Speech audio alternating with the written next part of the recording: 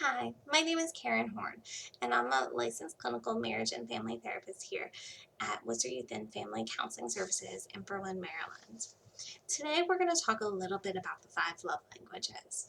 You can find a book about this by Gary Chapman pretty much anywhere, and it's something that has been researched throughout the world, consistent amongst cultures, that we typically communicate our love and feel love in reception in five common ways: words of affirmation, acts of service, receiving gifts, quality time, and physical touch. So, if we're trying to communicate to someone that we love them and we're using a language that is not their language, it gets a little lost in translation.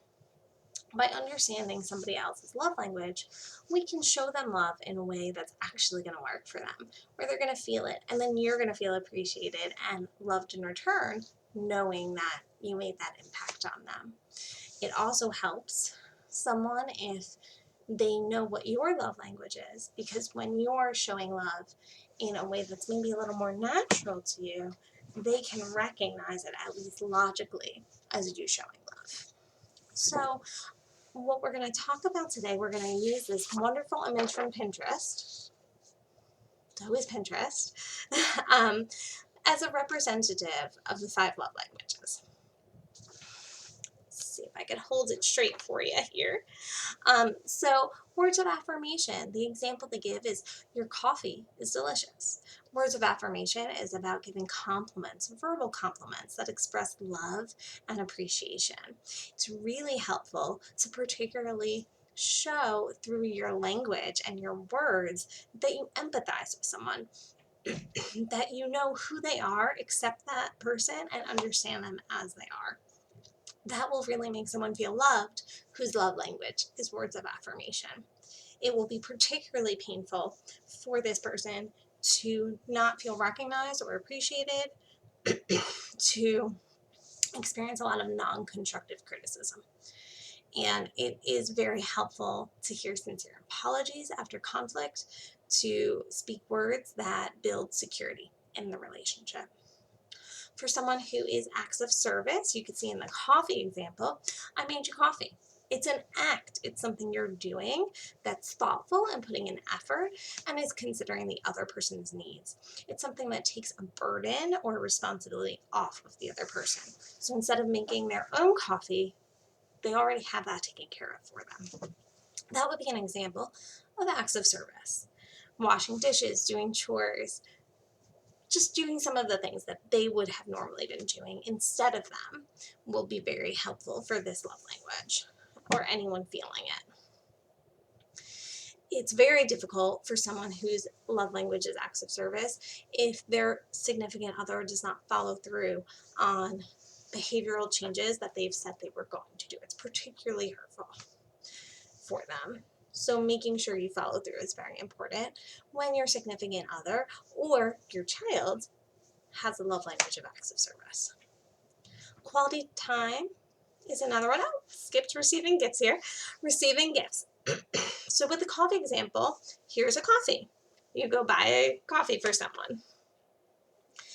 It's all about tangible items or tangible symbols that reflect your thoughtfulness and effort and that you care. So it's when you're thinking of the person. It's making holidays, birthdays, anniversaries special. Not doing so is particularly hurtful for someone with the gift love language. I'm so sorry. It's about giving gifts that matter. Again, that take thought, that show that you understand them. Next, we have quality time.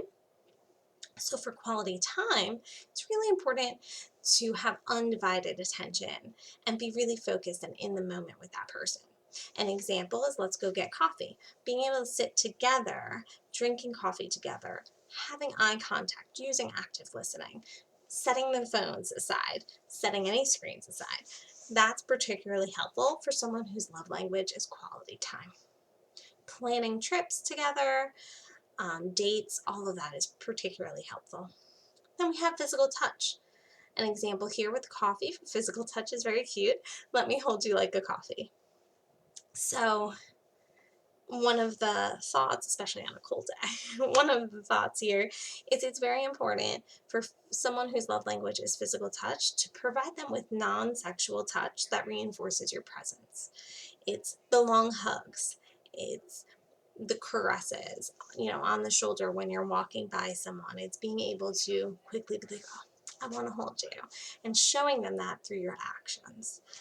Wanting to be near someone and showing them that. That is incredibly important for someone whose love language is physical touch.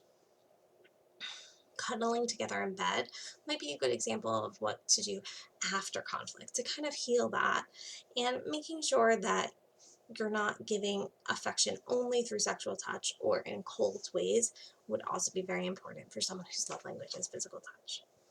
So, with all of this information, we all have love languages. A lot of us have more than one, and we want to make sure that we're showing our love for our significant other through the love language that actually works for them.